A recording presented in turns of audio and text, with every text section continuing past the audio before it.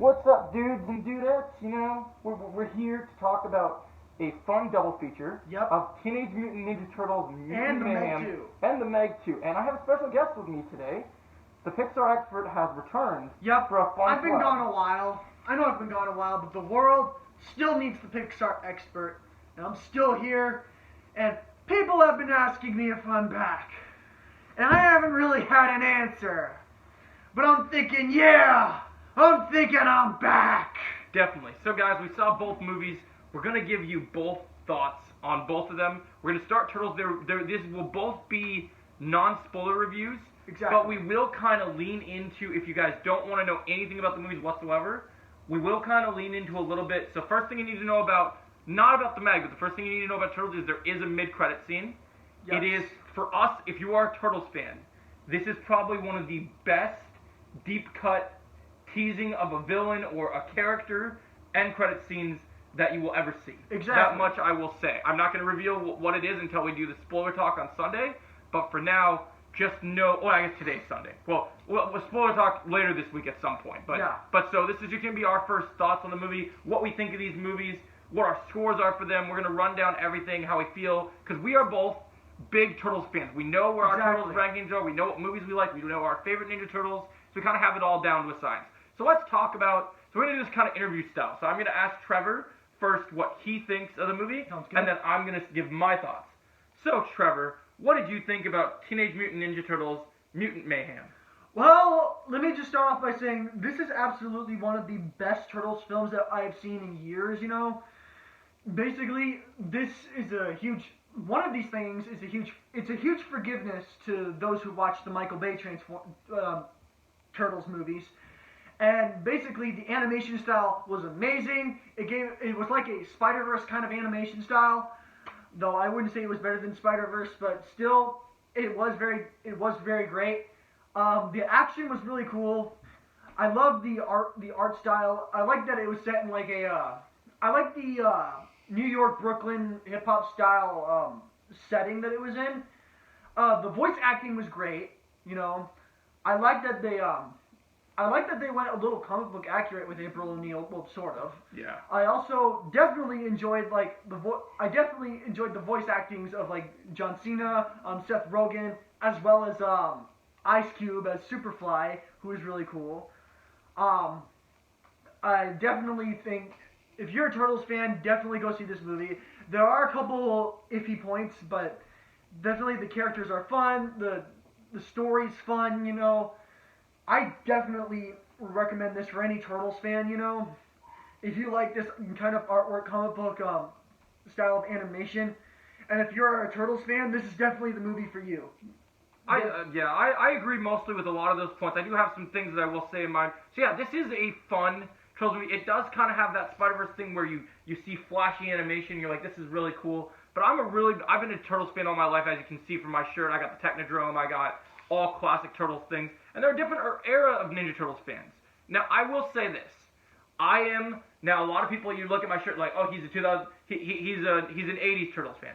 I enjoy the 80s show, but I grew up mostly with the 2003 Turtles. Exactly. So what I will tell you is, as a 2003 Turtles fan, I have a couple, the director in this movie makes some choices that are lore affecting and different changes, which you get with a new director, and some of it works for me, and some of it doesn't. So I'll talk about the things that work for me first, and then I'll talk about the things that don't work. The things that work for me are the Turtles, the idea of them being teenagers, it fits. Each Turtles, even though they're all teenagers, and even though they basically put a group of teenagers together, ate pizza, played video games, do what the Turtles do, which works, is really good. I feel like there are still some things. So I think the casting and the teenager natures of the Turtles works, but there are some aspects where it feels uneven with how some of the ways that certain Turtles are handled. Like, I'm not a huge fan. This movie puts a lot of big focus on Leonardo, and at times, Leonardo is really good. And this Turtles movie kind of reminds me of a Spider-Man Homecoming version of Ninja Turtles, where you have, like, the heart, and it's kind of a new start, fresh start, newer take on the Turtles. And some people might complain about Donatello because he's a little immature, even though they're all technically like teenagers. they're all teenagers. I Yeah. mean, all of them are supposed to be immature. Yeah, Even, but like Leo and Raph. But there are some weaknesses here, and there are some different feelings, different flavors here. I feel that do kind of latch on here. I will say, overall, there are some other mutant characters in here. Ice Cube's fun as the villain. I think he does a good job. It's a great first villain. His plot feels a little bit too Amazing Spider-Man 1 for my taste. I agree, but I do works. enjoy Mondo Gecko's role in the movie. Mondo Gecko was fun. Yeah, and he was played by Paul Rudd, right? Exactly. Yeah, so let's talk about the guest stars a little bit. So yeah, I love Paul Rudd in here as the Gecko was great. You have Bebop being played by I'm trying to remember. Bebop is the one. But Bebop is played by Seth Rogen. Oh yeah, so Bebop is Seth Rogen. John Cena plays Rocksteady. Yeah, it was very interesting. I love John Cena. I almost didn't recognize it was him, but I wouldn't have seen his name on it. He did a good job of capturing the rhino of it. Exactly. Now, I loved all of the mutant characters except for I have some issues with, if you guys grew up once again with the 2003 Turtles, I'm sorry. First of all, this is going to be a bit of a tiny little rant for you. Leatherhead is not a female.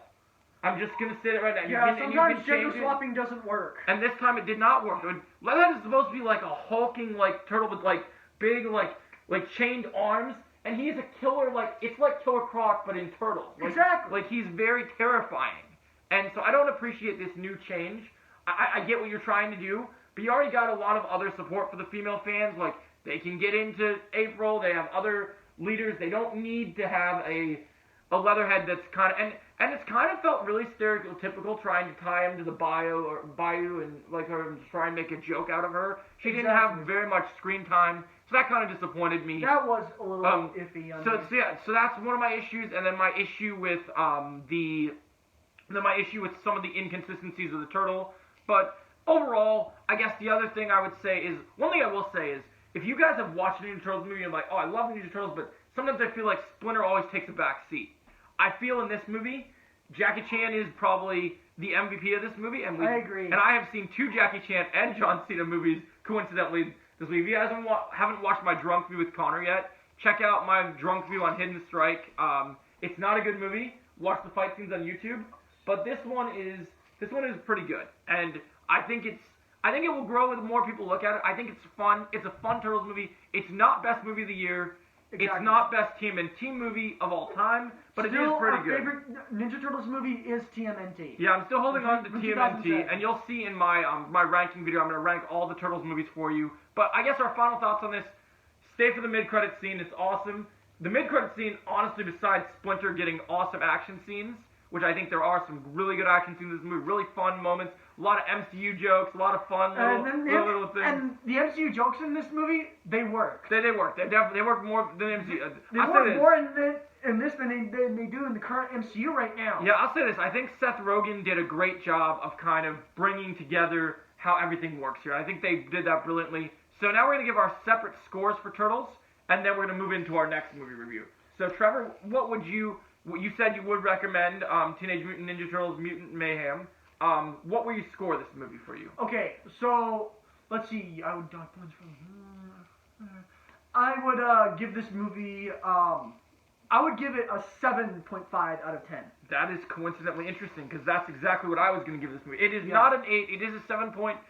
So if you guys watch my Letterboxd review, this will probably get a 3.5 instead of like a 4 because some of the issues I have to dock points for are it's not enough. It is still an enjoyable Turtle experience. Exactly. It's still worth it, but it's far from the best. So overall, 7.5 for us. If you guys have seen Teenage Mutant Ninja Turtles and Mutant Mayhem, what did you guys think? Oh yeah, there's one more thing we got to talk about, even though it's only in the beginning. What did you think about Baxter Stockman in the beginning of this movie, Mr. Moff Gideon? And Gus Fring. Yeah. I thought Giancarlo Esposito's Baxter Stockman, it worked. Basically, anything Giancarlo Esposito does, if it's a villain role, it works. I think it was great. I wish we could have seen more Baxter Stockman. I wish they hadn't killed him off in the beginning. Yeah, but it is what it is. And so overall, 7.5 out of 10. Let me know your guys' thoughts. Now we're moving on to the next review. So we also saw the Meg 2. The Meg 2, the Trench. So Trevor, what did you think about the Meg 2, the Trench? Okay, so to sum it all up, I thought some of the fight scenes in this movie are really good. I definitely enjoyed some of the fight scenes.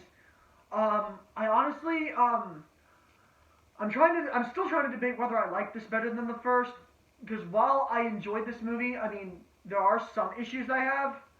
Like, one of the issues I had was mainly I guess, it would have to be like the effects on the other creatures, you know? Yeah. I mean, I kind of thought, you know, the dinosaur stuff and the prehistoric stuff, I thought that was a little bit iffy, I will admit, because, I mean, while I do love, like, do enjoy prehistoric stuff, especially considering that we have Jurassic World, obviously, I feel like with this movie, I feel like, you know, it felt like a mix of, like, I just don't know if that worked for me a little bit, but, like, because I thought the dinosaur stuff didn't make sense very much. But I do like the choreography from Jason Statham. That was badass. Basically anything Jason Statham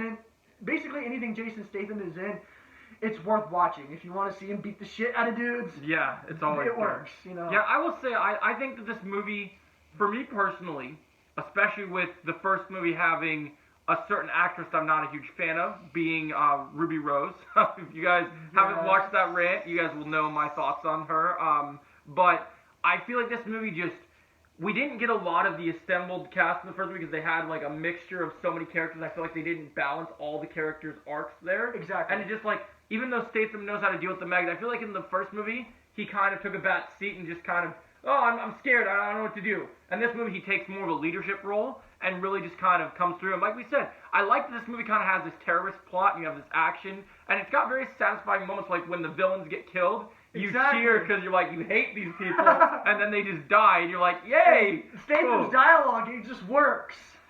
This movie is like, if you take like Jaws but made it silly, and then add some prehistoric dinosaurs in here, and it's got some fun little callbacks, it's got some fun stuff. There's a character in this movie that was in the first movie that didn't get a lot to do, but in this movie he gets more to do. Mm-hmm. DJ in this movie is absolutely hilarious. Oh, God. He shows you, like, there's one scene where he shows you he knows how to fight, and what he realizes, it reminded me, you guys ever seen the show Chuck? It reminded me of Chuck when Zachary Levi is like, he gets rid of the intersect, exactly. and everyone's like, is like, Chuck, what did you do? Chuck, me. I downloaded it. He's like, he uploaded it. He's like, guys, I know Kung Fu. and so you get kind of a moment like that here. TJ's dialogue in this movie, he feels like he could be the next candidate for Luke Cage. He's got that personality. He's got that awesome action. Your move, Marvel. Your move. Yeah, make your move. You can't get Mike Coulter back. Yeah. He's available. Yep, make a good choice. So take our fucking money if you do it. Yeah, so I do agree with the idea that some of the like prehistoric stuff, it could have looked a little better, but Marvel, this is at you. It looks a lot better than Gaia in Secret Invasion. So I was talking about Gaia as Gaia. Yeah. Oh God. Like I'll take what I can get with this one. I think this is mostly a win. Like I think you go into this movie. This is why we live in the summer. Most of these movies are like Oppenheimer wants you to root for top Oscar movie. Barbie's going for that woke feminism like fun. Oh, don't even get me started on that. So all these movies kind of have been different this summer. This is the first movie this summer that's like. You're going for that popcorn film. You're going to see that silly, good time. You're going to have fun. Yeah, it's like it's kind of like you download a new app on your phone, right? You're looking for an app that has it all. Oh, we got that. like we got it all. Jason Statham taking on sharks? Yeah, we got that too. Yeah, exactly. You want to see Statham take on the sharks? You got that. Want to see a terrorist? Want to see a terrorist? Takedown, yeah. Taken down? We got that too. Yeah. Want to see Jason Statham like taking on crooks, or like taking on bad guys in a one-on-one choreography fight? Oh yeah. Yeah, we got it. Yeah. So this is a silly, fun movie. I agree. I would give this movie. I'm gonna say I'm torn because like it should get higher than Turtles, but I don't have as many issues with it. But I just don't know if like I'll give it higher.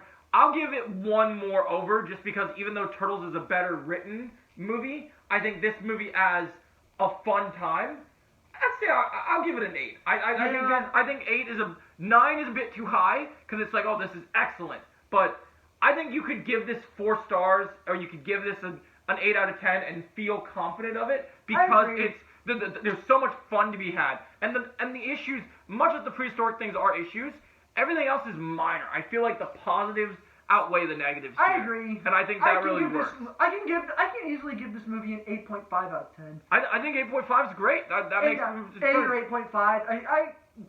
I agree. Like, with that being said, I think I will say, even with the issues I have, I do think I do like this one more than the first movie, because I think that it just kind of raises the stakes. It makes it more interesting. And I don't know if they'll do a third movie, but if they want to come up with another mystery idea for Meg 3, I'm on board. Me too. I'll take a Meg 3. So sell some Meg toys, make some video games. Exactly. While we play Jason Statham, punch some sharks in the face. Exactly. I'm down with it. Like I said, I was watching this movie for Jason Statham. And it delivered. I mean, he's got great one-liners. It felt like that old school, like, Arnold, Stallone stuff. And all this movie did is made me more elevated for Expendables 4. Me too. Because we know Statham's taking a leadership role in that. So Statham is just like Statham is the one-on-one. He does some stunts. Statham's the new, like, he's the new, what would you call him? Like, he has that feeling of, like, you know how people were always making fun of in the old X-Men movies? It's like, why is Wolverine leading the X-Men in every movie? Because he's damn good at it. Exactly. Statham is like Wolverine. What he does isn't very nice, but he does it well. Exactly. And so it's great. So and I swear to God, if Hugh Jackman wouldn't have been able to come back, I would have been okay. I would have been okay if Jason Statham would played Wolverine in the MCU. That would have been cool. That would have been cool. Something different, something unique, and I'm sure we'll see him in a comic book movie. So anyway, guys, these are our thoughts on these movies. What do you think about these double reviews? Did you think this was a fun time? Let us know in the comments below. Make sure you subscribe to both channels, and as always, we'll see you in the next video. Thanks for watching.